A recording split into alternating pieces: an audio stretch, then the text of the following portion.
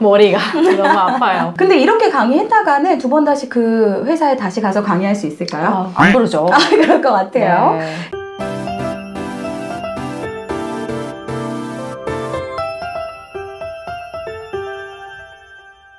안녕하세요. 강사들의 방송 강사TV의 박윤진, 박정아입니다. 오늘도 반갑습니다. 지난 시간에 4가지 필수 포함해야 하는 교육 내용에 대해서 설명을 해주셨는데요. 네, 오늘은 강의 잘하는 법 중에서 성희롱 예방교육 두 번째 시간입니다. 네.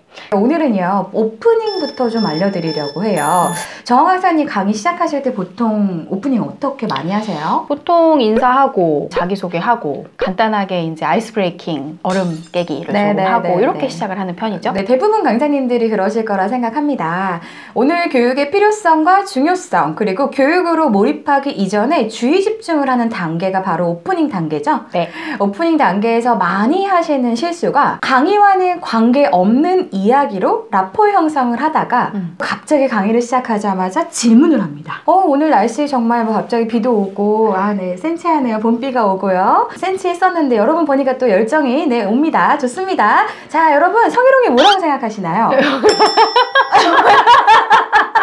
이렇게 질문하면 아무도 답변을 못하죠. 네. 그러다가 아무도 대답을 안 하니까 여기 앞에서 세 번째 줄 있죠. 여기 네, 안경 쓰신 분, 네네. 아니요, 그 앞에 분 누구를 꼭 찍어가지고. 너무 싫어. 그렇죠. 강의 시작과 동시에 불편함을 느끼면서 쉬운 질문을 해야 되는데 답변하기 어려운 질문을 했잖아요. 그렇죠. 네. 성희롱이 뭔지는 강사님이 알려주신 거잖아요. 맞습니다. 네. 학습이 시작되기 전에 청중의 이해 수준을 알기 위해서 질문 기법을 좀 많이 활용하시는데요. 보통은 그 안에서 정답을 듣기란 어렵죠. 그렇죠. 이런 질문의 답변을 받아도 틀릴 경우 오히려 강의 진행이 더 어려워집니다. 그래서 저는 질문을 던지지만 오픈형 질문이 아닌 폐쇄형 질문을 많이 합니다. 예, 아니요로 답할 수 있거나 1번, 2번 이렇게 선택할 수 있는 질문 말씀하시는 거 맞죠? 네, 맞습니다. 네. 질문을 답변하기 쉽게 답을 알려주고 선택할 수 있는 폐쇄형 질문이 퍼블릭 강의에 있어서는 더 잘 맞습니다. 청중 입장에서는 틀릴까봐 많이 좀 불안하잖아요. 그렇죠. 그래서 교육과 관련된 질문은 교육이 어느 정도 진행된 후에 활용하시면 좋을 것 같아요. 그럼 라포 형성할 때 질문 기법을 안 쓰는 게 좋다는 얘기신 건가요? 저의 경우는 질문은 하지만 지식 수준과는 관계없이 누구나 쉽게 답하고 주의 집중도 할 수 있는 오프닝을 준비합니다.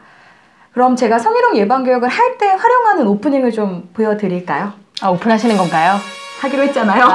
네. 바깝니다. 네, 교육 시작에 앞서서 제가 그림을 하나 보여드리도록 하겠습니다. 그림을 잘 기억해 주시기 바랍니다.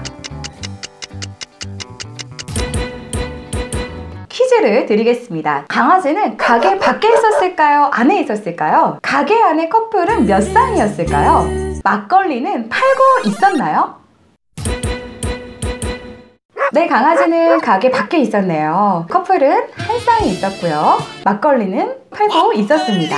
이렇게 똑같은 상황이나 그림 안에서 사람마다 다르게 기억하시는 것, 그것 때문에 개인마다 다른 편견이 생기지 않나라는 생각을 합니다. 그래서 오늘 교육을 통해서 우리가 가지고 있는 부정적인 편견을 긍정적인 관점으로 바꾸실 수 있는 시간이 되시기를 바라겠습니다.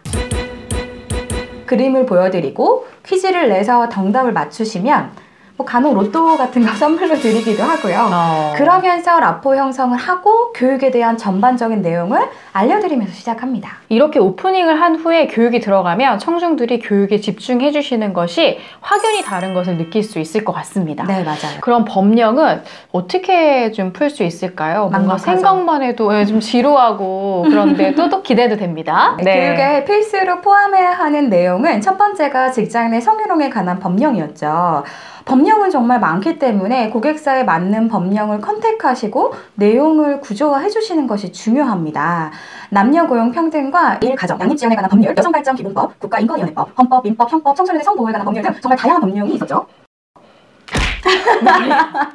머리가 너무 아파요. 네. 아니 이거를 어떻게 지루하지 않게 강의를 하실 수가 있죠? 네. 남녀고용평등과 일가정 양립지원에 관한 법률 제2절의 제12조에 따라서 사업주, 상급자, 근로자는 직장 내 성희롱을 해서는 안 됩니다. 또한 동법 제13조에 따라 사업주는 직장 내 성희롱을 예방하고 근로자가 안전한 근로 환경에서 일할 수 있는 여건을 조성하기 위해 직장 내 성희롱 예방 교육을 매년 1회 이상 한 번에 1시간 이상 이렇게 교육 중에 언급해줘야 되는 것이 맞기는 해요. 근데 이렇게 강의했다가는 두 번 다시 그 회사에 다시 가서 강의할 수 있을까요? 안 그러죠. 그럴 것 같아요. 네. 제가 제조업에서 성희롱 예방 교육을 하면 직원분들이 좋아하시는 경우가 많아요. 왜냐면 제조업분들은 계속 기계나 이런 데 앉아 계시잖아요. 그쵸. 그러니까 교육받는 시간이 일을 안 해도 되는 시간이니까 혹시 우리 중에 성희롱 예방 교육을 오늘 처음 듣는 사람이 있냐? 올해 처음 회사에 입사하신 분이 아닌 이상은요. 지금 처음 들으면은요. 법적으로 문제가 있는 거예요. 그렇죠. 매년 들었어야 되는 교육이니까요. 성희롱 예방 교육은 1년에 한 번 이상 1시간 네. 교육을 한다라고 이야기도 하는 거고요. 제가 지금 대화하든 소통하든 뭐 정말 일하는 시간이 아니라 노는 시간이죠 라고 재미있게 이야기하면서 법령 다 얘기했습니다. 지금요? 네. 뭐 교육 1시간 받아야 된다는 거 언급했죠. 신입사원이 아닌 이상 처음 들으면은 법을 어기고 있는 거다. 무조건 법적으로 들어야 된다는 얘기도 한 거죠. 이런 식으로 스토리를 짜는 거죠. 그럼 법으로 정해진 교육 내용도 포함시키고 지루할 틈도 없겠죠. 네. 듣고 보니 되게 간단한데요. 근데 법령을 읽어주는 것보다 훨씬 더 편안하고 귀에 되게 잘 들리는 것 같아요. 근데 그 많은 법령을 다 이런 식으로 푼다는 게 쉽진 않잖아요. 그렇죠. 쉽지는 않죠. 그래서 법을 알아야 하는 것이 중요합니다.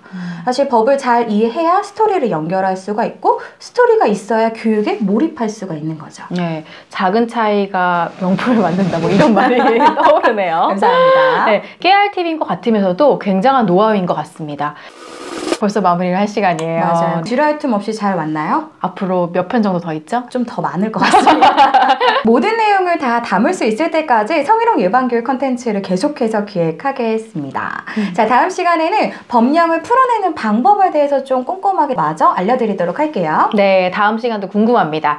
법정 의무교육이라고 해서 저와는 좀 다른 분야다라고 생각을 했는데 강의를 기획하고 구성하는 방식은 다 똑같은 것 같아요. 법정 의무 교육 강의라고 해서 쉽게 보면 진짜 안 될 것 같아요. 네, 오히려 법을 다뤄야 되니까요. 더 어렵지 않을까 하는 생각도 듭니다. 누구나 알고 있는 것을 강의할 때 사실 더 힘들기는 해요. 그래도 더 좋은 강의를 위해 열심히 노력하는 것이 더 중요한 태도가 아닐까 생각합니다. 기존에 성희롱 예방교육을 하셨던 강사님들도 영상을 보시고 더 좋은 인식으로 변화줄 수 있는 교육을 만들기 위해서 언제든지 많이 활용해 주시기 바랍니다. 오늘도 좋아요, 구독 눌러주세요.